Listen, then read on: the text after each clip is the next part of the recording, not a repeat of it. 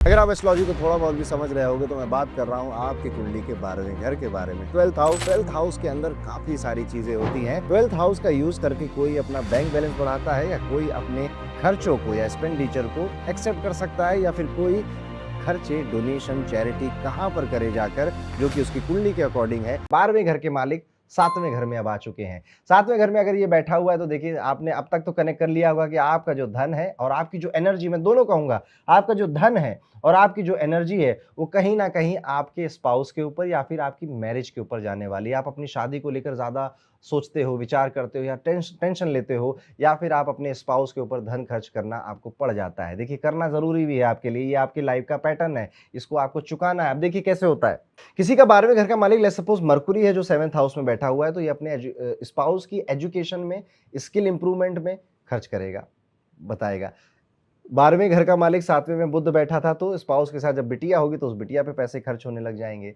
12वें घर के मालिक लेट्स सपोज मार्स थे तो और वो 7th हाउस में बैठा था, तो ये अपने हस्बैंड के जो हेल्थ है या तो ब्लड चेकअप वगैरह में इसकी पैसे खर्च करेगा, या जो हस्बैंड की प्रॉपर्टी वो बना रहा है, जो जमीन वो खरीद रहा है, उसमें भी आपको थोड़ा, हस्बैंड कह रहा हूँ या वाइफ समझ लीजिएगा अपने आप, वहां पर भी आपको पैसा थोड़ा बहुत देना पड़ता है, खर्च करना पड़ता है। ये प्लेसमेंट जो है, ये 7वें घर की जो प्लेसमेंट है, जब जब आपके करियर में बड़े बड़े उछाल आते हैं, या जब जब आप अपने करियर में अच्छा करते हो, नींद अच्छी हो जाती है आपकी। एक चीज और देखने को मिलता है, जैसे ये लोग विदेश गए, ट्रैवल कर कर आए, जैसे ये वापस अपनी धरती पर आते हैं, 12वें घर का मालिक 7वें में बैठा है, विदेश गए आप, विदेश जाकर वापस आए अपनी धरती पर, तो आपका 7th हाउस एक्टिवेट हो जाता है। आपको या तो शादी के रिश्ते आ जाते हैं या आप किसी रिलेशनशिप में चले जाते हो, रिलेशनशिप का कोई ना कोई मैसेज वगैरह आपके पास आने लग जाता है। तो ये भी आप देखिएगा कभी कि आपकी रिलेशनशिप कब शुरू हुई, कब आप कोई लॉन्ग ट्रैवल करके या फॉरेन का ट्रैवल करके लौट के तो नहीं आए थे, तभी तो आपकी रिलेशनशिप नहीं शुरू हुई। ये भी देखने को मिलता है। यहाँ पर अब आपका जो पार्टनर है या आपकी जो पार्टनरशिप्स हैं, बिजनेस के भी यहाँ पे बात कर लेते हैं,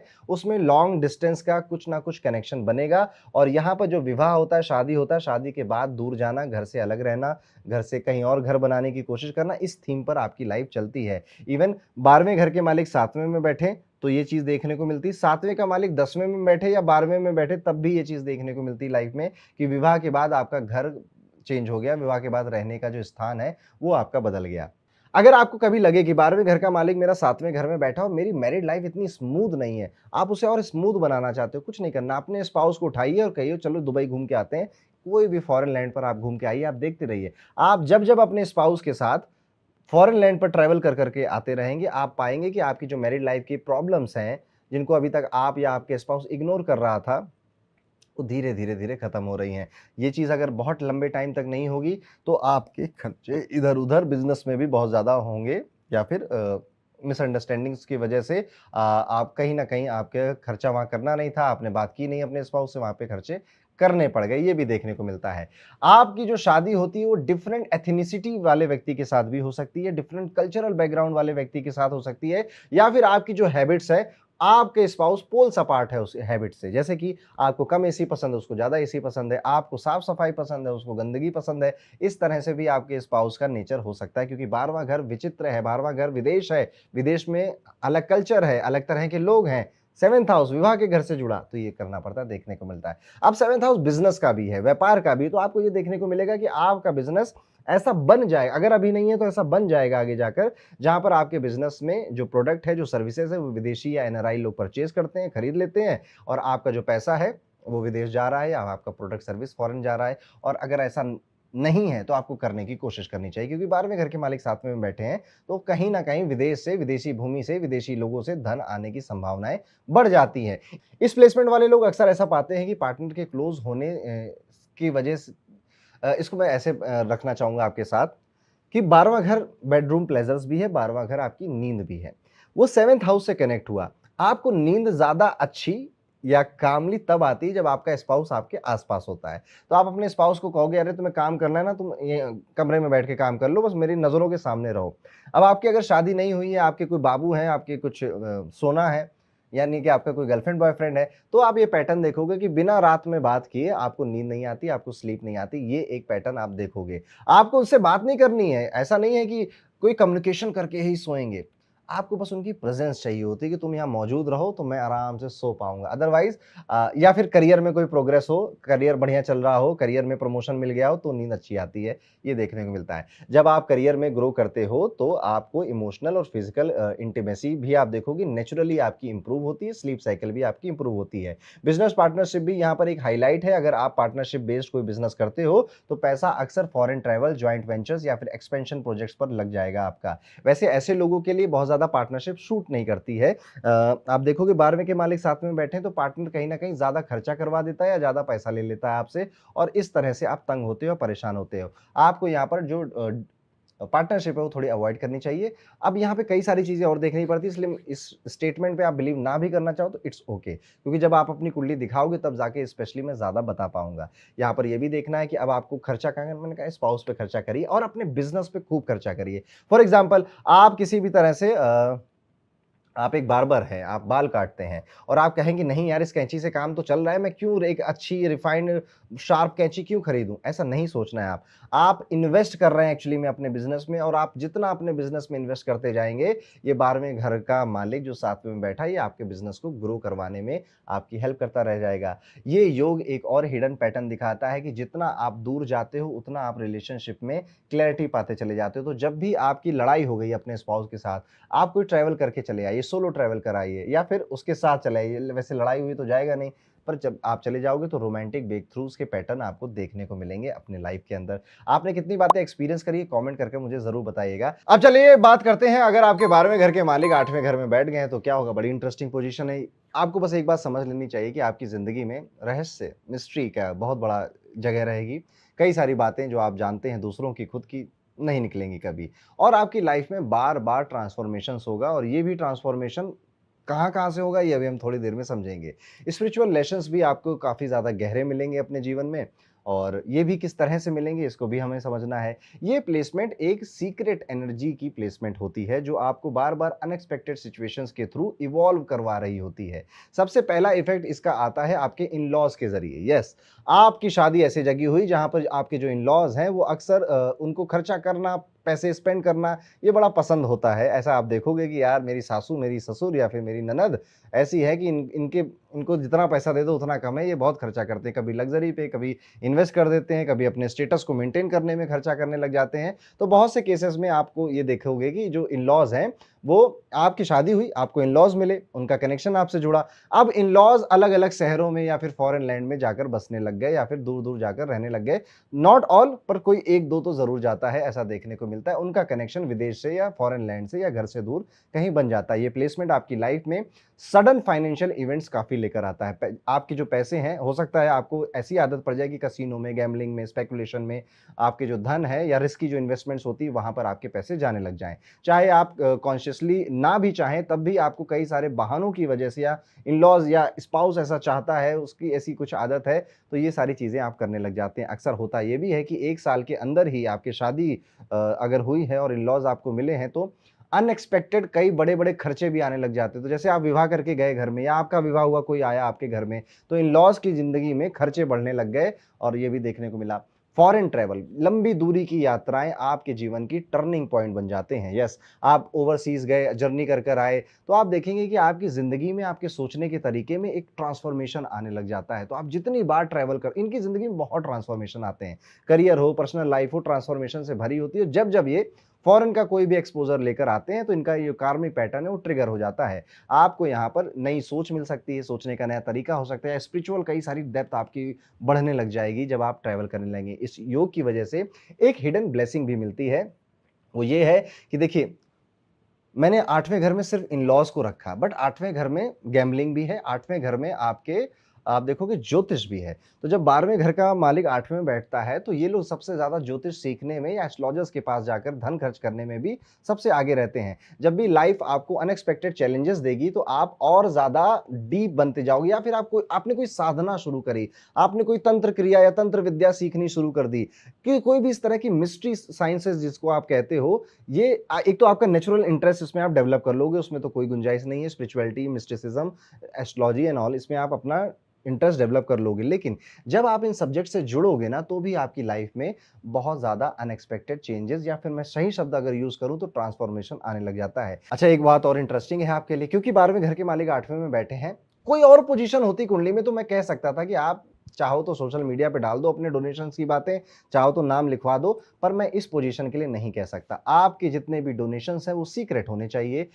कहते नहीं कि दाएँ हाथ से दिया तो बाएँ को ना पता चले, क्योंकि ये सीक्रेसी का हाउस है। तो आप अपने डोनेशन और अपनी चैरिटी ज़रूर करिए और उनको सीक्रेट रखिए, उनको किसी को बताइए नहीं, क्योंकि जब आप बताने लग जाएँगे तो आपका जो कार्मिक लूप है वो टूटेगा नहीं, या फिर आप अपनी कुंडली के साथ अलाइन नहीं हुए, क्योंकि यहाँ पे तो सीक्रेट रखना था। आपकी प्रॉब्लम शायद उतनी ही रहें जितनी थी। मत करिए, मत शेयर करिए अनलेस अंटिल आपके शुक्र तीसरे घर में ना बैठे हों, शुक्र एक्सॉल्टेड ना हो कुंडली में, तब तक नहीं करें। वैसे भी नहीं करना चाहिए और इस पोजीशन में तो बिल्कुल ही नहीं करना चाहिए। आप बार-बार यहाँ पे देखेंगे कि आपकी जो इनकम है या जो आपके एक्सपेंडिचर है उसमें सडन चेंजेस आते रहते हैं। लेकिन यही चेंजेस आपको अंदर से मजबूत भी बनाते हैं और एक नया व्यक्तित्व भी आपको देते हैं। एक चीज़ और आपको देखने को मिलेगी अपनी लाइफ में, क्योंकि 12वां घर फॉरेन का है, फॉरेन ट्रैवल का है, और 8वां घर सडन इवेंट्स का, अचानक से हो जाने वाले इवेंट्स का है। तो आपकी जो लंबी दूरी की यात्राएँ होती हैं या फिर इन शॉर्ट आपकी जो यात्राएँ होती हैं, ट्रैवल होती है, उनके प्लान अचानक से बनते हैं।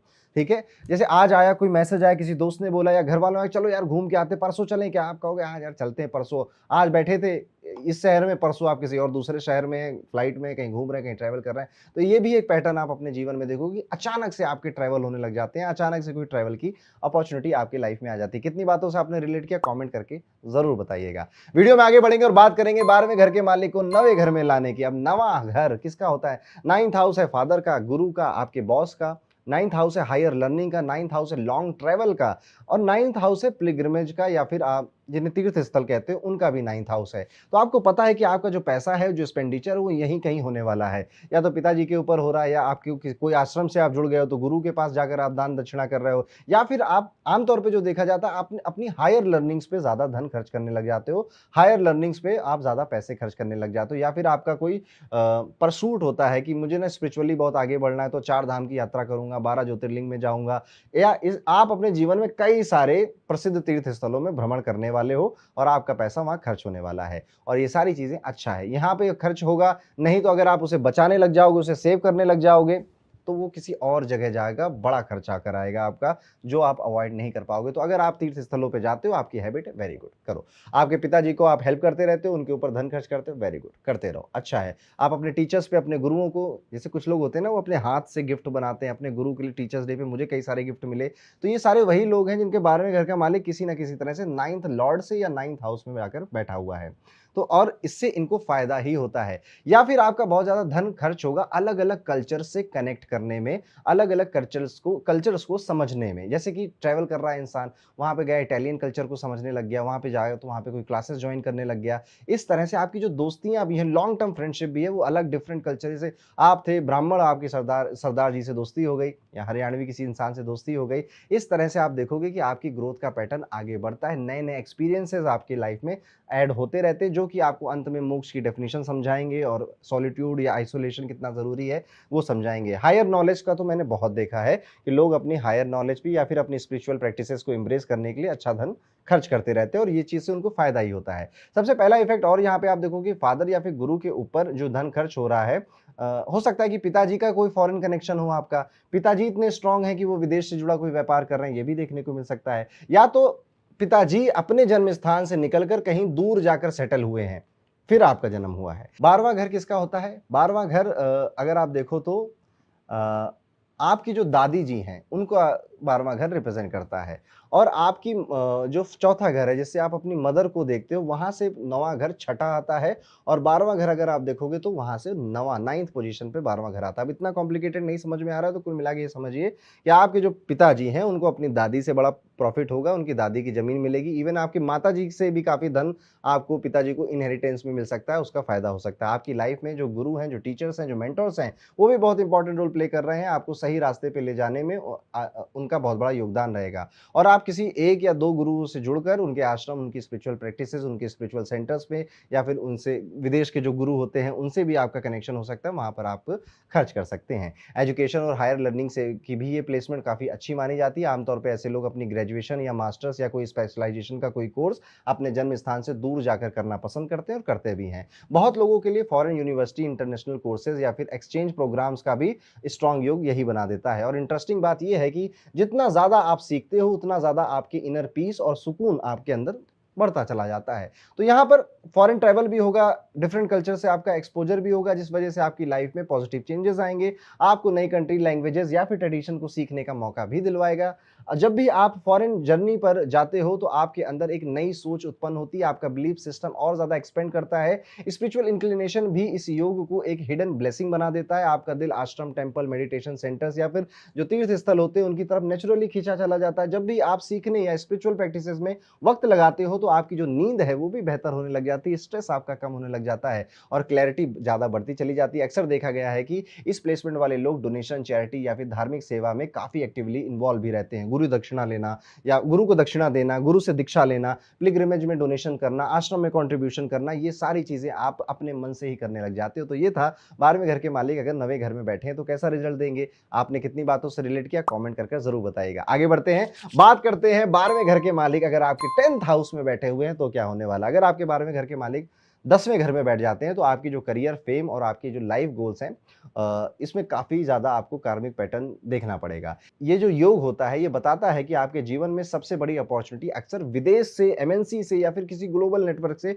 जुड़ी हुई होगी और शायद आपको खुद मेहनत भी ना करनी पड़े, क्योंकि 12वें घर के मालिक खुद 10वें में आए। 10वें का मालिक जब 12वें में बैठेगा तो उल्टा केस है। आपको मेहनत करनी पड़ेगी विदेश जाने के लिए, आपको अपना प्रयत्न करना पड़ेगा। पर 12वें घर के मालिक खुद आए हैं 10वें घर में, तो वो ये सारी अपॉर्चुनिटी जो फॉरेन कनेक्शन से जुड़ी हुई हैं, इन्वेस्टमेंट से जुड़ी हुई हैं, वो भी आपके लिए लेकर आएँगे। ये भी आपको देखना पड़ सकता है। आपकी जो पहचान है, आपका जो स्टेटस है, वो तब ज़्यादा बढ़ता है या फिर आपका जो कम्फर्ट है, वो तब ज़्यादा बढ़ता है जब आप ऐसे ही विदेशी किसी प्लेटफ़ॉर्म से जुड़ जाते हैं। इसका सबसे पहला इफ़ेक्ट आपके करियर पे ही दिखाई देगा। अक्सर ऐसा होता है कि आपकी जो प्रोफ़ेशनल ग्रोथ है, उसका सीधा कनेक्शन फॉरेन एक्सपोज़र से जुड़ जाएगा और यहीं पे सबसे ज़्यादा आपको एक्सपोज़र मिलेगा भी। चाहे आपको फॉरेन सेटलमेंट का मौका मिले, इंटरनेशनल क्लाइंट से डील करना पड़े या ग्लोबल कंपनीज़ में जैसे कोई एमएनसीज़ वगैरह, एम्बेसीज़ हैं, एनजीओज़ हैं, इनमें आपको धन खर्च करना पड़े या पेंडिंग पैटर्न्स भी अगर आप देखोगे तो अक्सर आपको अपने ही करियर में ज़्यादा इन्वेस्ट करना चाहिए और ऐसे लोग करते भी हैं। देखिए, आप अपने करियर में जो भी इन्वेस्ट कर रहे हो, कैसे कोर्सेज़ खरीद रहे हो आप, सर्टिफ़िकेशंस आप लेते चले जा रहे हो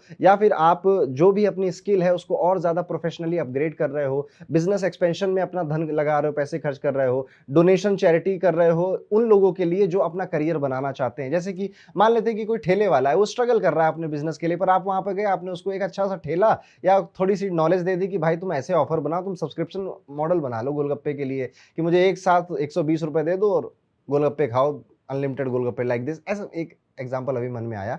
आप किसी के करियर को बिल्ड करने में अगर हेल्प कर देते हैं, तो ये सबसे बड़ी रेमेडी होती है आपकी कुंडली के लिए जो आप कर सकते हैं। और जैसे कोई स्ट्रगलिंग प्रोफेशनल है, कोई स्टूडेंट है, कोई आपसे सपोर्ट सीक कर रहा है, आप बस ये काम कर दीजिए, अनएक्सपेक्टेड ब्लेसिंग्स आपके रास्ते में आने लगेंगे और ये बात मेरी कटेगी नहीं।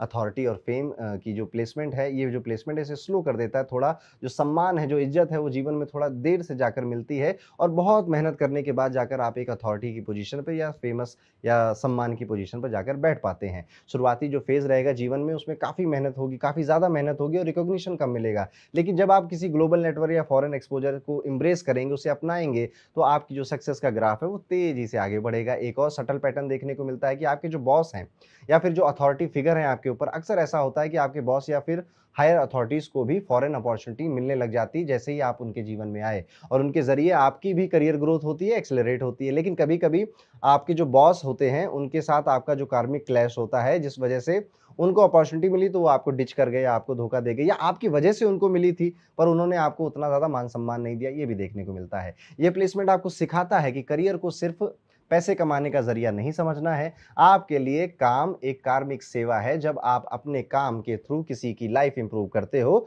चाहे वो आपके क्लाइंट हों, आपके एम्प्लॉइज़ हों, आपके स्टूडेंट हों, तब आप जीवन में ज़्यादा सैटिस्फाई फ़ील करते हो और आपकी नींद ज़्यादा अच्छी हो जाती है। तो ये थे 12वें घर के मालिक, जब 10वें घर में बैठेंगे तो कैसा रिज़ल्ट देंगे। अब आपके 12वें घर के मालिक अगर 11वें घर में बैठ जाते हैं तो इसको तो ये पोज़ीशन बोलते हैं कि मालिक अपने से 12वें में आ गया, तो कोई भी कुंडली में आप देखोगे अगर कोई लॉर्ड अपने से 12वें में आ जाता है, तो उस हाउस का नुकसान करता है। तो सबसे पहले इसमें सेविंग्स करना एक प्रॉब्लम बन जाती है। इसके अलावा अगर हम देखें और क्या-क्या होगा, तो आपकी ज़िंदगी में जो फ्रेंडशिप है, आपके एल्डर सिबलिंग जो हैं, जो आपका सोशल नेटवर्क है, इसमें आप देखोगे कि आपके डिज़ायर काफ़ी थे, पर उस हिसाब से दोस्त नहीं मिले, उस हिसाब का स्टेटस नहीं मिला आपको, या उस हिसाब का आपका सोशल ग्रुप अभी तक नहीं बन पाया है। यहाँ पर ये भी देखने को मिलता है कि ऐसे लोग अपने आप को वक़्त के साथ, उम्र के साथ अकेला करते चले जाते हैं, और इनकी लाइफ़ में एक टिप देता हूँ मैं आपको कि आपका अगर कोई सोशल सर्कल अभी है, आपके दोस्त यार अगर आपसे अभी भी मिलते हैं, तो आप कोशिश करिएगा कि उनके ऊपर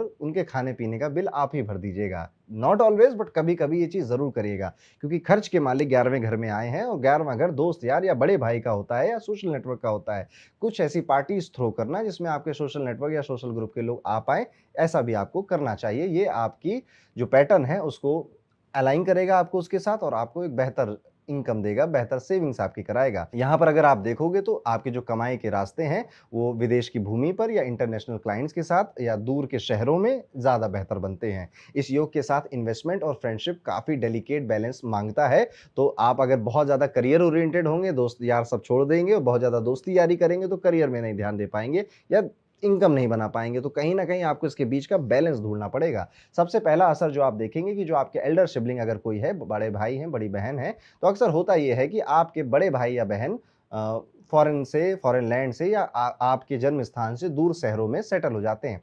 जब भी मैं विदेश बोलूँ, फॉरेन ट्रैवल बोलूँ, तो आप बस इतना समझना एक ऐसी जगह है जहाँ पर मौसम अलग है, कल्चर अलग है आपके बर्थ प्लेस से। बस वो इंडिया के अंदर भी हो सकता है, इंडिया के बाहर भी हो सकता है। इनकी लाइफ में ट्रैवल, रिलोकेशन और फॉरेन कनेक्शंस काफ़ी स्ट्रॉन्ग बन जाते हैं। किसके? सिबलिंग्स के, आपके बड़े भाई-बहन के जीवन में ये देखने को मिलेगा। साथ ही उनके साथ आप ये भी देखेंगे कि फाइनेंशियल गिव एंड टेक का एक पैटर्न आपके और आपके सिबलिंग के अंदर देखने को मिलता है। कभी आप उनकी हेल्प करते हो, कभी वो आपकी हेल्प करते हैं, लेकिन ये एक्सचेंज आपके लिए कार्मिक लेसन का हिस्सा होता है। इससे आप परहेज मत करिएगा, इसको करते रहिएगा, यही चीज़ आपको और ज़्यादा स्टेबल बनाएगी लाइफ में। जो आपकी फ्रेंडशिप है या फिर जो आपका सोशल सर्कल है, वहाँ पर ये प्लेसमेंट बड़ा कोर थीम है आपकी लाइफ के लिए।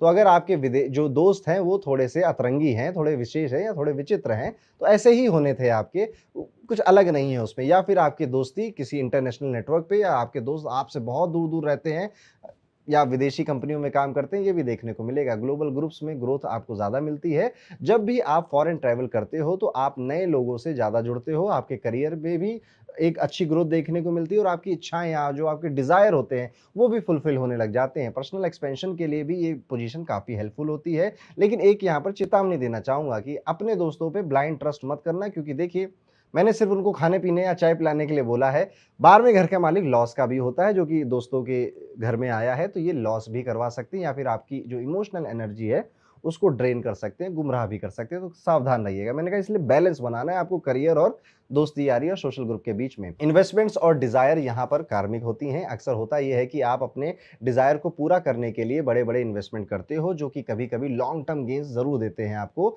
और कभी-कभी ये अनएक्सपेक्टेड लॉस भी दे देंगे। जब आप बहुत ज़्यादा ग्रीडी हो जाओगे, क्योंकि 11वां घर तृषणाया भाव बोला जाता है, यहाँ पर आपकी ग्रीड छुपी हुई होती है, थोड़ा और, थोड़ा और, थोड़ा और मिल जाए, तो वहाँ पर आपका नुकसान होगा। अदरवाइज़ आपकी जो इन्वेस्टमेंट्स होती हैं, लंबे टाइम में आपको फ़ायदा ही देती हैं। जितना आप डोनेशन और चैरिटी करते हो, उतना ही फाइनेंशियल ब्लेसिंग आप अट्रैक्ट करते चले जाते हो। जब आप अपने गेन्स का एक हिस्सा नेचुरली शेयर करते हो उन लोगों के साथ जो लोग अपनी इच्छाएँ पूरी नहीं कर पा रहे हैं, आपको मिल जाएँगे ऐसे मंदिरों के बाहर ऐसे कई सारे लोग, और तब आपके खुद के डिज़ायर फुलफ़िल होने लग जाते हैं। बड़ी गहरी बात बोली है, थोड़ा समय से लेकर इसको सोचिएगा। एक सटल पैटर्न ये भी देखने को मिलता है कि आपके फ्रेंड्स या जो ग्रुप है, उनके साथ कनेक्टेड रहने से आपकी हैप्पीनेस थोड़ी बढ़ती है, इंक्रीज़ होती है, बट ये खतरनाक है, इस पे बैलेंस बनाना पड़ेगा। लेकिन अगर आप आइसोलेशन चूज़ करते हो, तो आपकी जो स्लीप है, जो डिस्टर्बेंस है आपकी नींद में, वो ज़्यादा बढ़ जाती है, लोनलीनेस का पैटर्न बाहर निकल कर आता है। आपके लिए कम्युनिटी और कनेक्शन ही एक एनर्जी होती है, एनर्जी आपकी ठीक रखते हैं। तो 12वें घर के मालिक 11वें में बैठे हैं, आपको अपने सोशल ग्रुप में बैलेंस बनाना पड़ेगा, बैलेंस ढूँढना पड़ेगा। उनके लिए कभी-कभी उनके खाने-पीने पे खर्च ज़रूर कर दीजिएगा। डिपेंड ये भी करता है कि कौन-सा प्लैनेट वहाँ पर बैठा है या कितने प्लैनेट वहाँ पर बैठे हैं। लेकिन अभी जो मोटा-मोटा मैंने आपको बताया, इसको सोचने की कोशिश करिएगा। अब हम अपनी लास्ट पोज़ीशन पर आ चुके हैं, जहाँ पर 12वें घर के मालिक 12वें घर में बैठे हैं, तो अब क्या होगा? तो ये आपकी ज़िंदगी को एक मिस्टिकल डायमेंशन दे देगा। आपके अंदर एक अलग ही दुनिया होती है। आप अपने थॉट्स, अपने ड्रीम्स, अपनी फैंटेसीज़ और अपने सबकॉन्शियस पैटर्न में ज़्यादा खो जाते हैं। आपको ज़्यादातर लोग समझ नहीं पाएँगे या फिर गलत समझेंगे, गलत जज करने लग जाएँगे। आपकी जो दुनिया है वो इतनी विशाल है अपने अंदर, और अपने आप से बात करना, अपने पैटर्न को समझना, दूसरों की उतनी ज़्यादा ज़रूरत भी नहीं पड़ती। तो आप देखेंगे अक्सर 12वें घर के मालिक जब 12वें में बैठे हैं, ऐसे लोग ज़्यादा प्राइवेट होते हैं और बहुत कम या सिर्फ़ काम की बातें करने के लिए आपको ये फ़ोन घुमाते हैं, और भाई कैसे हो, हाल-चाल सब बढ़िया? घर में सब ये लोग इस तरह के लोग होते ही नहीं हैं। 12वें घर में जो प्राइवेसी है वो, या जो आइसोलेशन है, वो बड़ा ज़रूरी हो जाता है इन लोगों के लिए। इस प्लेसमेंट का सबसे बड़ा इफ़ेक्ट ये होता है कि आपके जो एक्सपेंसेस हैं या फिर आपका जो फाइनेंशियल फ्लो है, वो आपके जीवन में पैसा आता तो ज़रूर है, पर उतनी ही स्पीड से निकलेगा भी। या फिर आप देखिएगा, अभी तक मैंने हर पोज़ीशन में यहाँ दान करो, वहाँ दान करो, इसके ऊपर खर्चा करो, उसके ऊपर खर्चा करो। ये लोग नेचुरली दानी होते हैं। इनको कभी आप लेकर जाइए कहीं पर शॉपिंग करवाने के लिए, और आप कहोगे कि यार ये सूट अच्छा लग रहा है मुझे, ये घड़ी अच्छी लग रही है, अपनी जेब से दे देंगे, ले जाओ, और भूल जाएँगे उसके बाद। ये इनकी प्रवृत्ति होती है कि ये डोनेशन या चैरिटी करते रहते हैं। खुद के लिए नहीं, दूसरों के लिए इनका ये स्वभाव सा बन गया है। और एक चीज़ और देखने को मिलती है, ख़ास तौर पे अगर 12वें घर में बुध बैठा हुआ है आपका, तो आपके पैसे बेफ़ालतू में बहुत ज़्यादा खर्च होते हैं। इट इज़ लाइक कि आपने दान ही दे दिया किसी को। आपने उसको बुलाया था, काम करना था उसे ₹100 का, उसने बोले 10,000, आपने कहा ले जा, क्या पता 10,000 का ही होता हो ये काम। इस तरह से आपके कई सारे पैसे दान में चले जाते हैं या वेस्ट हो जाते हैं। ये करने से बचना चाहिए। जब आप ये करते हो तो आप देखोगे कि आपके जो पैसे हैं उसका फ्लो भी उतना ही बढ़ रहा है, लेकिन कभी-कभी ये चीज़ आपको काट भी सकती है, परेशान भी कर सकती है। तो बहुत ज़्यादा पैसे रोकने वाले आप वैसे ही नहीं हो, तो मैं यहाँ पे आपको एडवाइस भी वो नहीं दे सकता। दिल खोलकर खर्चा आप पहले से ही करते चले आए हो, अगर आपको ये प्लेसमेंट मिली हुई है। बस शनि ना हो, क्योंकि शनि नहीं करने देता, शनि के हाथ से पैसा नहीं निकलता। राहु बैठा होता है तो वहाँ पैसा नहीं निकलता है, लेकिन उसके अलावा बुध बैठा है, सूर्य बैठा है, जुपिटर बैठा है, तो आपका धन निकल ही जाएगा। और अब आपकी हैबिट भी वैसी होती है। नेचुरली आप ये सारे काम करते हो, करते रहिए। बहुत ज़्यादा मत सोचिए, ना आप सोच पाएँगे। लेकिन अगर आपको लगता है कि ये हैबिट आपके बिज़नेस को किसी तरह से या फिर आपके फाइनेंसेस को इम्पैक्ट कर रही है, तो अपने पैसे अपने पास मत रखो दोस्त, वो वैसे भी नहीं बचने वाले, क्योंकि आप वो प्लेसमेंट लेकर आए नहीं हो। अक्सर आपके फॉरेन ट्रैवल के बाद आपका जो इनकम है वो मल्टीप्लाई हो जाता है, ग्रो करता है। फॉरेन बेस्ड काम करने या बिज़नेसेस करने से भी आपको फ़ायदा होता है।